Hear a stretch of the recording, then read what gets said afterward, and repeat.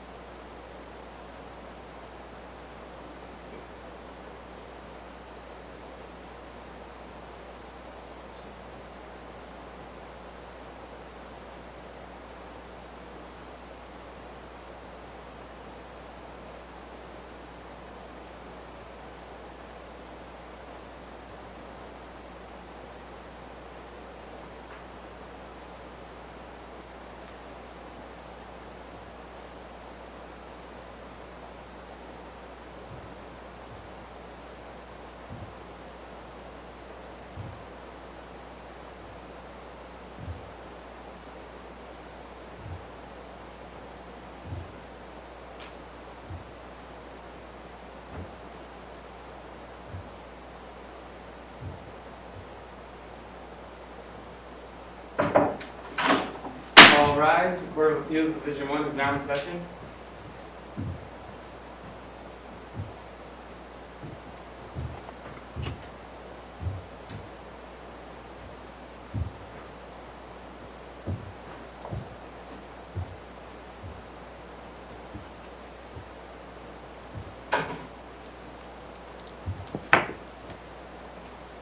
Please be seated. Good morning. We're here in our case 1 today, CV18-0636.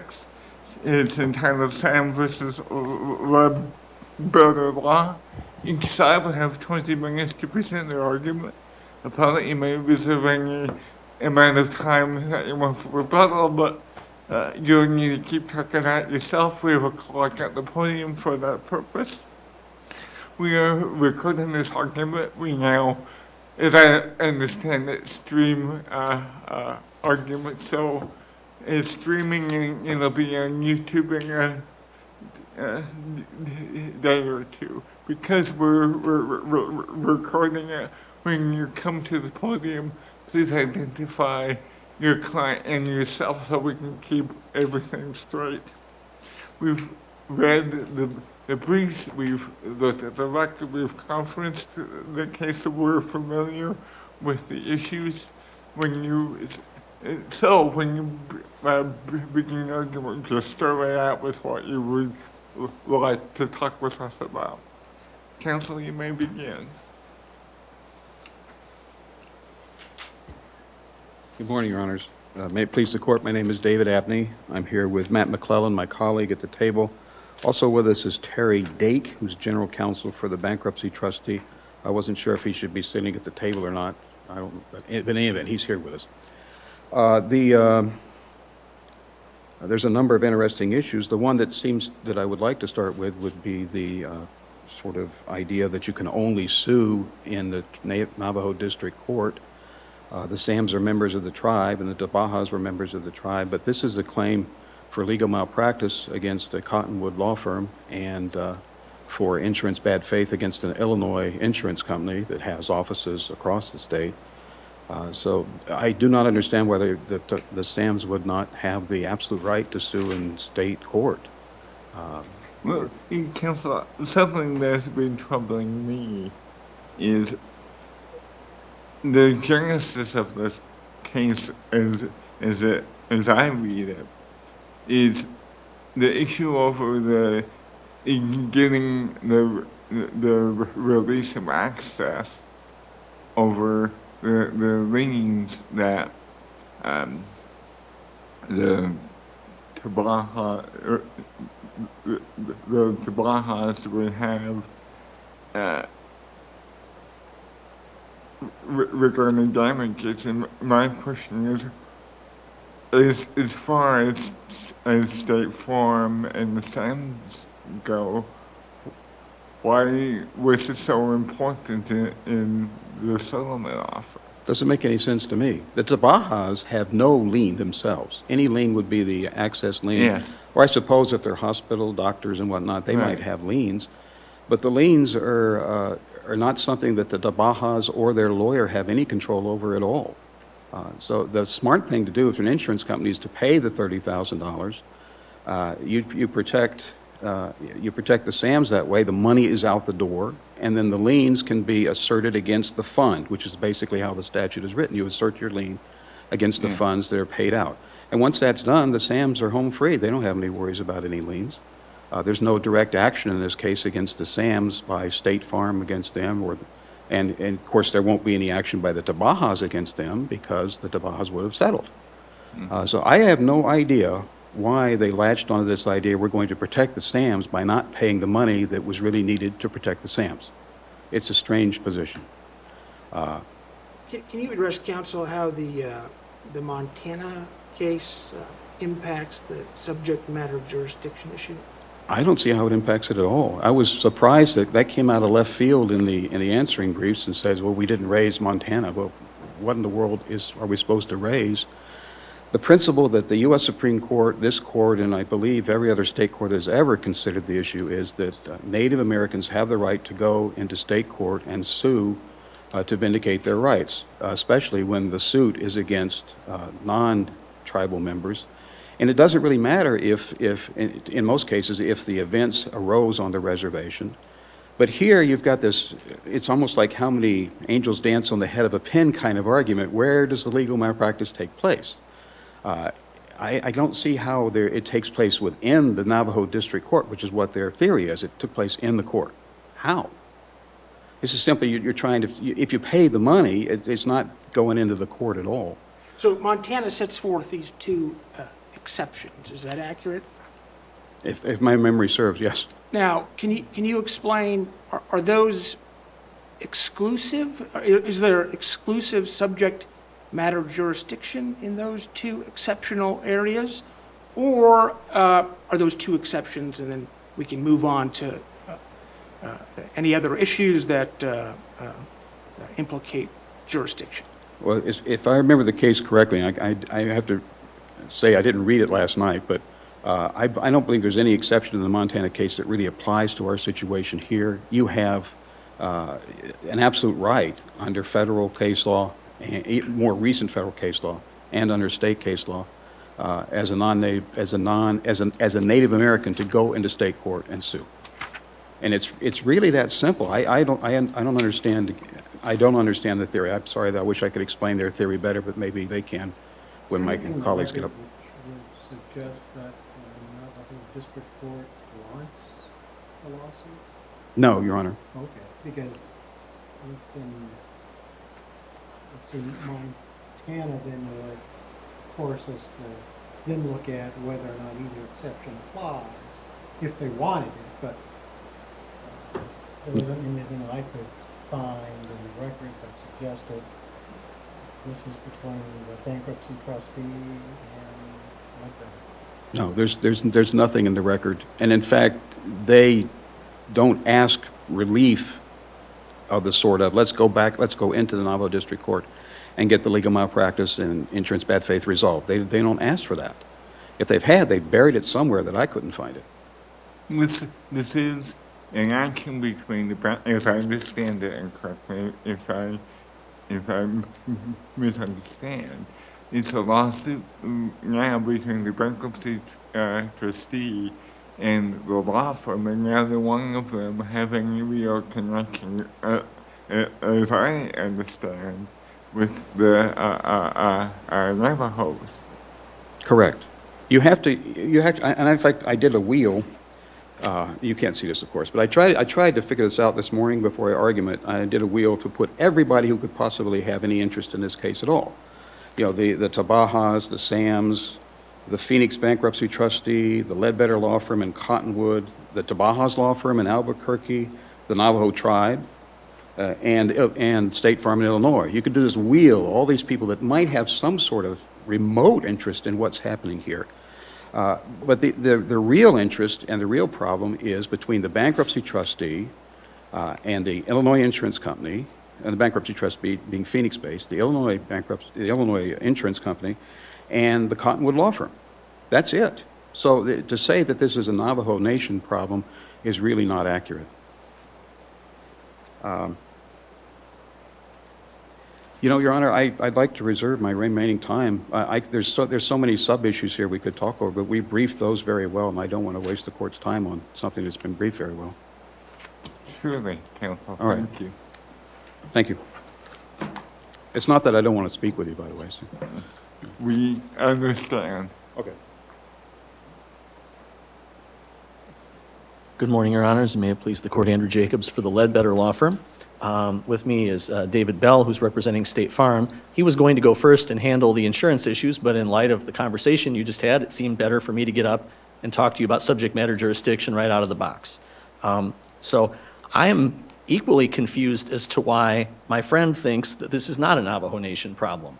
Montana versus U.S. squarely applies and controls here. Under Montana versus U.S., you have two reasons, two exceptions, if you will, why you allow the Navajo Nation to take jurisdiction over an issue. And one of them, and it's a direct quote, is when there's licensing of the activities of non-members, like the individuals in the Ledbetter Law Firm. They're licensed non-members who enter into consensual relationships with tribal members. So that's pretty much squarely prong one. Well, but I don't understand how the issues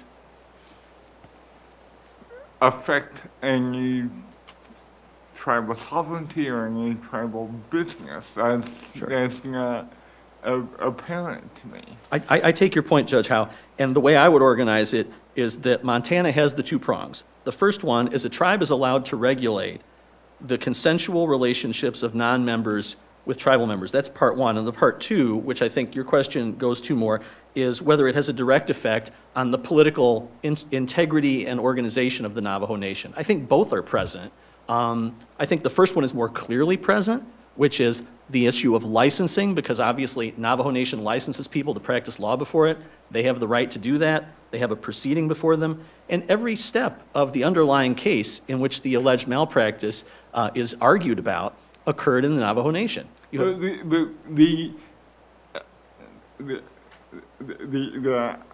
action seems to be between the bankruptcy trustee, State Farm, and the law firm, none of whom are Navajo. So I'm just very confused. Well, I'll then, maybe circling back in a minute to Montana, but to the point of your question, Judge Howe, both parts are Navajo in a meaningful sense. I mean, the bankruptcy trustee is there vindicating the interest of a Navajo person on a claim, which is a claim about a Navajo Nation lawsuit, number one. And the other one is a Navajo licensed person, which is squarely in the language of Montana versus U.S.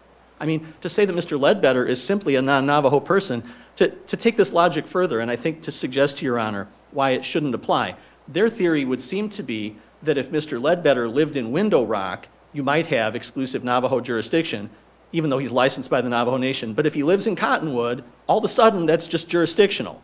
I think that distinction doesn't make a lot of sense for them to suggest to Your Honors. I mean, he's regulated and licensed by the Navajos to appear in front of a Navajo district court where he was, and the assertion of malpractice, yes. So where did the malpractice occur? In the Navajo court?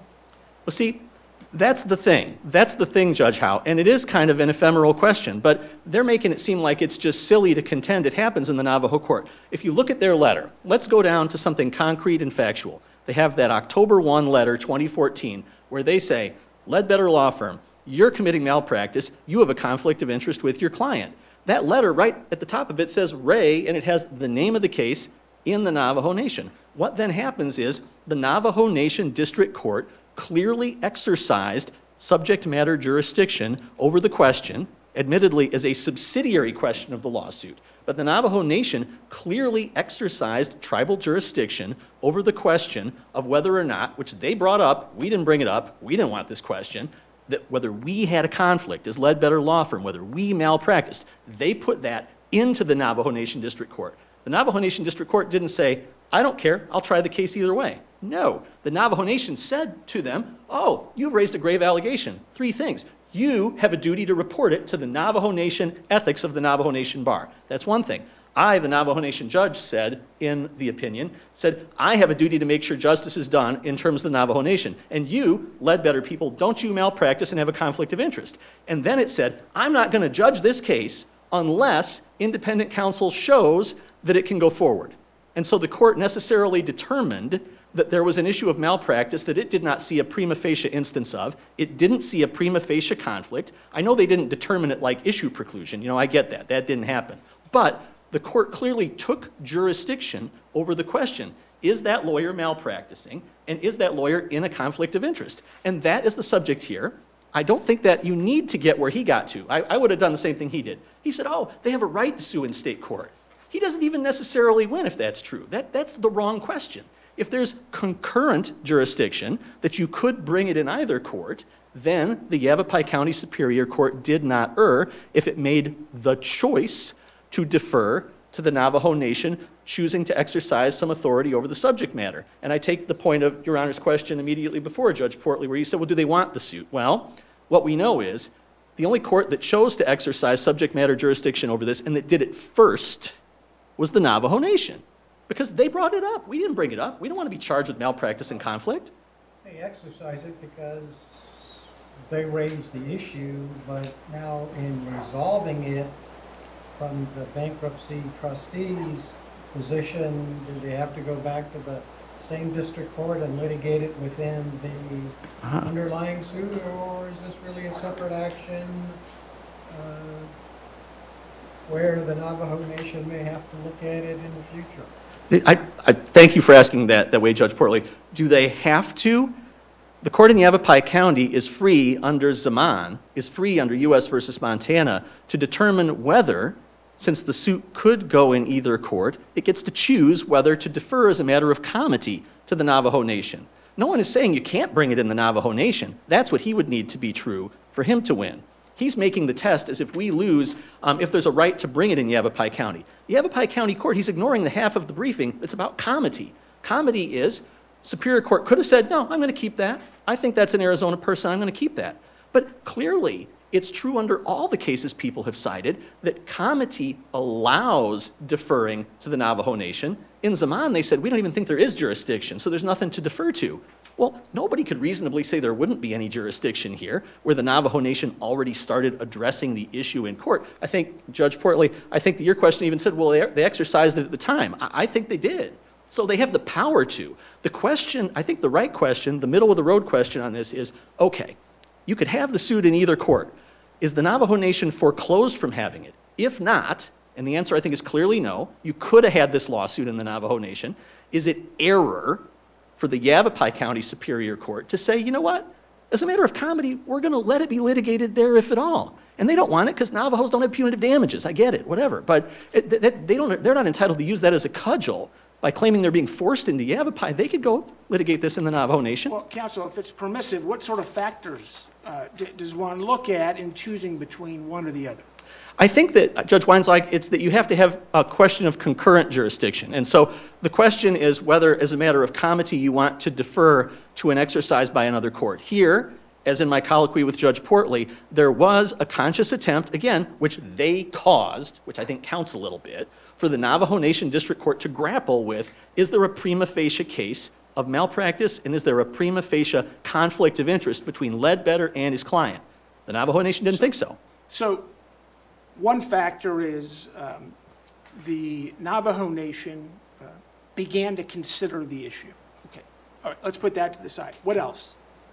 Would a court consider, you framed an issue, you said it's a permissive, it's a question of error, whether the court, in selecting one over the other. So let's go through the factors. Okay.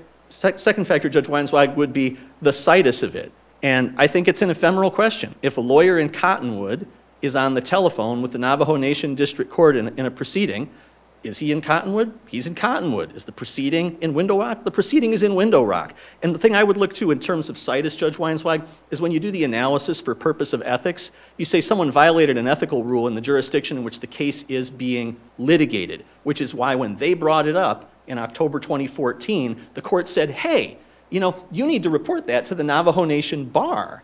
They didn't say, he lives in Cottonwood, he gets a free pass. No, because the true situs of the case is both the jurisdiction in Window Rock, and it's also the licensing authority, because again, Montana, and we know this, Judge Weinzweig, from U.S. versus Montana, is that we're looking at the fact of licensure. So we're looking at where is the lawyer licensed if it's a malpractice case, and where was the case litigated. And is it a different standard for malpractice if it happens in the Navajo court rather than an Arizona court? No, it's a reasonability standard, so you can litigate it in both. We know from the one Navajo case I cited, Watts versus Sloan, that they have a 2-year statute of limitations. They don't want it going longer than 2 years, and it accrues when the injury is fully and finally realized. So that distinction has been developed under Navajo law. So the Navajo have thought about what is a legal malpractice case in front of us. I mean, if a case where the underlying case is all Navajo Nation lawyers in the Navajo Nation with Navajo people, if that malpractice case can't be brought in the Navajo Nation, then we're just like ripping stuff wholesale out of the Navajo Nation. It has to be concurrent. And I'm not saying, what I'm doing is I'm indulging in your argument, which is it's discretionary. Yes. And this wasn't error, and so well, it's got to be driven by reasons. Yeah. And so we have the Navajo Nation started to think about this. Right. Did it proceed to discovery? How far did that case move forward in the Navajo Nation? Or was it just to get independent counsel? The case within the case solely consisted of the independent counsel saying that the position that the first 7 minutes was argued as facially unreasonable was, in their terms, was reasonable and was in good faith. And at that point, they say in the brief, well, nothing else ever happened after that. I would say they didn't make anything else happen after that. They could have brought a motion and said, we disagree with that. We think everything he said in the first 7 minutes, that's garbage. They have a conflict. But they decided instead to proceed to trial without complaining about the independent counsel in that court. So I think the factors, Judge Weinsweig, are the situs of the underlying litigation, whether the Montana factors apply clearly, and it has to do with licensing. I said I want to make sure one other distinction, which goes to the factors that we're talking about, is out here from the Tracy case from the Arizona Supreme Court. This directly answers your question about what factors you might look to in cobbling this together. The Arizona Supreme Court said in Tracy, which was about whether to recognize the Navajo Nation as a sovereign for purposes of calling out-of-state witnesses, it says, by declining to recognize the Navajo Nation for purposes of our Uniform Act about witnesses outside the state, we would impinge on their powers of self-government. And so if it's an issue that goes to self-government in the Navajo Nation, I think that would be something where you'd be more likely to find you have to have the malpractice case there.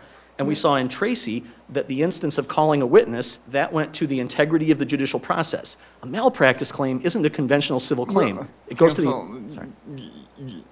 You talk about comedy and referring to the Navajo District Court, but the Navajo District Court made no rulings or any findings. It just ordered what it ordered, but it didn't resolve anything. Well, the order is only as good as it is, Judge Howe. I take your point that there's no explicit findings, just like the order on appeal just says granted, and they granted our motion for summary judgment. But we know in the Yavapai County Superior Court that they agreed with us either that jurisdiction was mandatory in Navajo country or it was permissive as a matter of comity, one of the two. It's implicit. And it's implicit in that order when they went forward with the suit, when the judge said, I won't go forward with it unless the court essentially, Judge Howe, has indicated her decision that the case could only go forward if she was satisfied. She was satisfied. Well, that was a ruling. The matter was continued in, as I understand it, the matter was continued in the Navajo court for the parties to work these issues out. So, as I understand it, the Navajo court hasn't proceeded any further than that. So I don't understand what principle of comedy in deferring to the rulings or the findings of the Navajo court. I don't see how that exists. My suggestion about comedy is not simply to defer to it as if it's res judicata, like it was all decided. Oh, I'm not saying that. No, but I am saying, Judge, that the Navajo Nation at least took steps, as in my dialogue with your brothers, toward taking jurisdiction over the preliminary question of whether they thought there was a prima facie case of this here. That's some exertion of jurisdiction. And even if the case had never been brought, the Yavapai County is allowed to say, you ought to bring this in Navajo country. I just think that's our argument. But I only have 5 minutes. I'd like to yield them to co-counsel. Thank you, counsel. May it please the court. I'm David Bell with Christian Dichter Sluga, and I represent State Farm Fire and Casualty in this matter. Although the facts are, and I'll be addressing the insurance issue and the bankruptcy issue. Although the facts are unusual, I would submit to you that the applicable law is both clear and clearly applicable in this sense. We have Taylor versus State Farm in Arizona that defines when a action for bad faith failure to settle a claim accrues. And the court very clearly held that it accrues when there is a final judgment in excess of the policy limits. And we know as a matter of undisputed... But we don't have that here. No, we don't have that here. And that's what we say bars their attempt to try to bring a bad faith action where there has been no judgment against the insureds, let alone a judgment in excess of the policy limits. But that's exactly what they've been trying to do, is say, State Farm, you are liable to the SAMs for bad faith failure to settle a case that the SAMs took out of the courts, the Navajo Nation court, by their petition for bankruptcies, at least ended their own personal liability for that.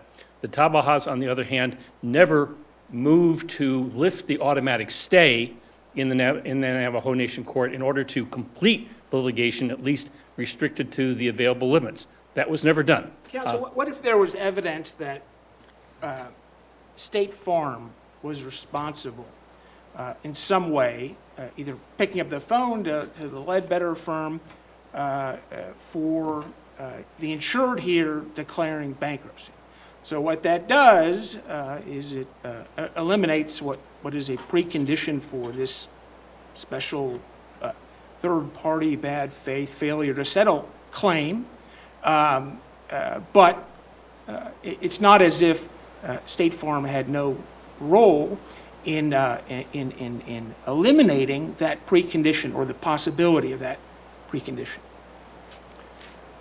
I'm not sure that even if State Farm had been involved in the discussions and had told the Tabahas, told the SAMs, this was an option for them if that's what they wanted to do, I don't think that changes the equation. From the standpoint of, is there going to be a cause of action under Arizona law that becomes an asset of the bankruptcy estate by which they can sue State Farm for bad faith failure to settle? There might be some other action, but it's not a bad faith failure to settle action upon which they have sued. And also whether the SAMs have some post-petition personal action against State Farm for their emotional distress and whatever that they had gone through because they have gone into bankruptcy. That's not an asset of this estate, and I think one of the reasons why I have requested again in the briefs that the caption be corrected is because we hear reference to the SAMs in this case as if they are actual plaintiffs, and they are not. So, Counsel, you only have 2 minutes. You said they might have some other action, I think was your statement. Can you expand on that? Like what? Okay. The trustee has alleged that somehow the SAMs were injured by filing for bankruptcy. And they filed for bankruptcy because the underlying case didn't get settled. Now, and they've alleged that there's ongoing distress and anxiety and damage to credit to the SAMs from having to file for bankruptcy. Whether they have some action for that, I don't know. But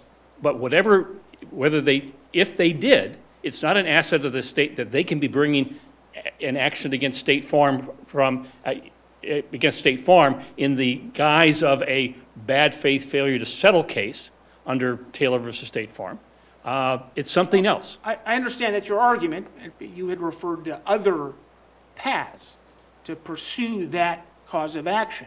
And I was wondering if you had any off the top of your head that you could point out. Okay. No, but and frankly, the thought struck me because of their insistence in their briefs that somehow this is not a bad faith failure to settle claim in the sense that it must result in the judgment. It is an action for the SAM's personal damages. Well, but if you look at their motion for partial summary judgment that they filed in the Yavapai Superior Court, I think it's index item 8, they make it very clear that they're after trying to collect somehow on the Tabahas claim of loss or claim of obligation of $2.1 million. That has nothing to do with the SAM's emotional distress, but that's truly the heart of the case where that they're trying to say, no, what we're really suing on is not a failure to settle resulting in a judgment, but what we're trying to sue on is a failure to settle that results in emotional distress.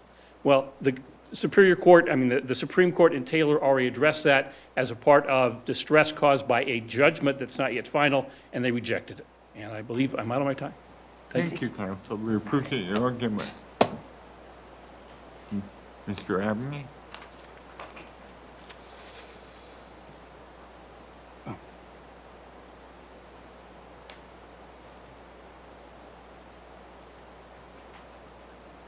We didn't give you an opportunity to talk about the Bear's Place issue. About which issue, Your Honor? The Bear Place claim. The precondition of an excess judgment. Yeah. Ah, yes. Can I put that toward the end of our remarks? or- Sure. All right. I usually don't do that, but Montana, I pulled up the Montana case to refresh myself, and the part of Montana that I just sort of blanked on earlier was the tribe may regulate through taxation, licensing, or other means the activities of non-members who enter consensual relationships with the tribe and so forth. I don't know if that really, it's may regulate. The tribe is not reaching out to regulate here anything at all. It apparently has no interest in this particular private dispute between the SAMs, the Ledbetter firm, and State Farm. And the other part was retaining inherent power to exercise civil authority over conduct of non-Indians on fee lands within its reservation. I'm not sure that applies either. So, and I apologize earlier for my earlier blankness. So where are we in the where is this case in the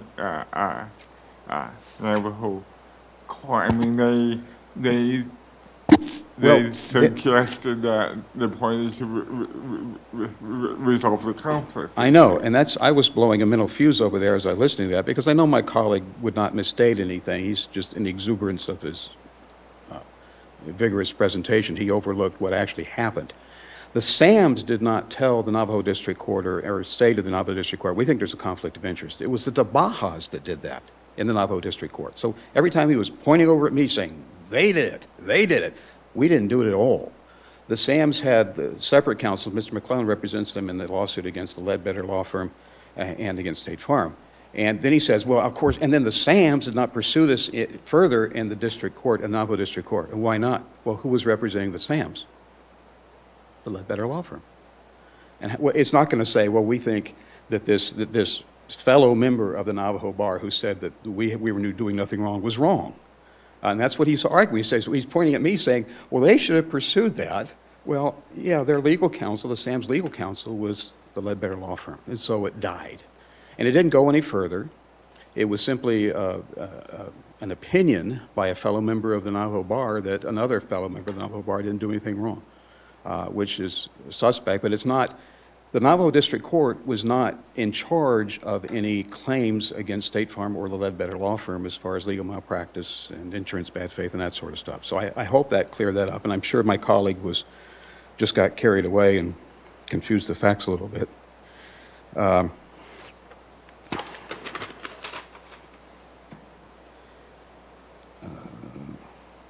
Now, what happened at the trial court here was the argument was made for Ledbetter is this Superior Court. You have no subject matter jurisdiction, at all. And it was on that rule, based on that presentation, that the Superior Court said, okay, I'll grant the motion. I don't have subject matter jurisdiction. It wasn't a question of comedy. I mean, comedy was thrown in there. But the serious thing was you don't have it because this legal malpractice arose on tribal lands. It involves tribal members, and therefore it's a tribal issue. I do not know to this day what a Superior Court thought the way it thought, but it did, and it decided I'm just going to dismiss for lack of subject matter jurisdiction. But comedy was not the focus. So the record indicates, I think the key word would be exclusive subject Right. matter. So is that in the minute entry? Did the court say that from the bench? I'll take a look at what I have. My memory is not up to that, but it was completely granted with prejudice. You have no subject matter jurisdiction. You're out of here, and that's the end of it. Was the issue of comedy presented to the? It was the discussed. Superior Court? It always is discussed in these kinds of cases, but it was really in the back seat. It wasn't driving anything as far as I could tell. And is there any action by the neighborhood court that would require or deserve comedy? No. And you would expect, comedy usually comes up when courts are actively doing things or have an active interest in the case. The Navajo District Court evinced no active interest in what was going on between the SAMs and Ledbetter and State Farm. Is there anything in the record that would suggest that the Navajo Bar Association other than receiving the opinion letter, has done anything else that would, potentially drive this? No, not as far as I know, Your Honor. And it wasn't really a bar association kind of thing. It was a member of the Navajo Bar happened to be doing this independent evaluation and came up with his independent idea of what Well, was going on. I thought the argument though was not only the report wanted a letter, but it had to be reported. They thought it was an issue of malpractice. Well, I don't know. Maybe the Tabahas reported it or wanted to report it. The Sams are doing their own thing because they're suing for malpractice. I suppose maybe at some point they ought to report it to the state bar if they haven't done that already, but I never actually looked at that, Your Honor. Part of this is really controlled by the Zeman case where it talks about, and I think the holding in that case was that even if there's concurrent jurisdiction between the tribal courts and the Superior Court, you don't opt for possible jurisdiction in the tribal court when there is certain jurisdiction in the state court. And here there is certain jurisdiction, well, at least there was. A lawsuit was filed in the state court. Now, then we get to the final thing that I should have started with probably, was the Taylor. The difficulty here is this is not your typical situation. A Taylor is a may, you may do such and such kind of case.